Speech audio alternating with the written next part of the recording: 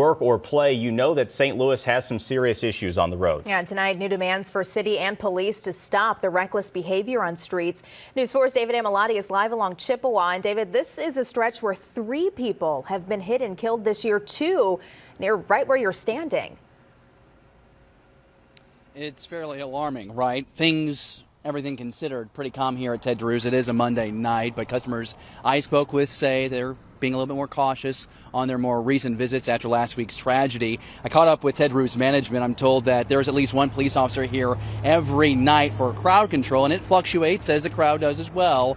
I'm told by other residents in the city that kind of commitment isn't seen elsewhere. It's a little scary when you hear like the brakes or somebody like skidding on the street. Aloha Kelly says speeding drivers and crime scene tape is nothing new at the corner of Russell and Jefferson. You have to brace yourself to make sure it's not going to hit your building. A speeding driver crashed into her business last November. Then just last Wednesday, a driver crashed and flipped over in her neighbor's yard. He went across the street here, hit this traffic lamp. That went down. That's when I saw it. He hit this and flipped over. It was completely airborne, flipped over and landed on its head right here, literally about that far from their house. It's an issue citywide. A crash overnight involving a pedestrian happened at Grand in Connecticut. That's why Rachel Witt sent this letter to Mayor Tashara Jones and city agencies asking the city to change how it handles reckless driving. In the past, 3 weeks, there has been 5 people hit and 3 people are dead.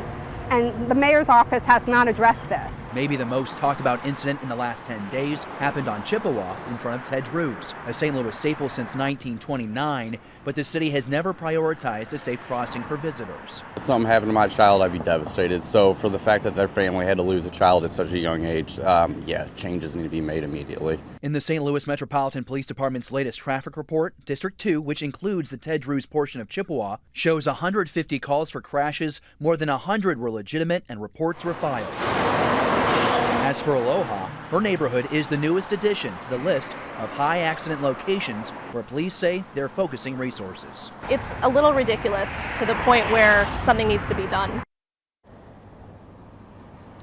Now back here off of Chippewa, there are talks about putting a pedestrian walkway here to get folks from the parking lot of the bank over to Ted Drew's. I did reach out to the city for comment. Basically, those talks are in the preliminary stages. You can find the full statement on my story on the KMOV News app.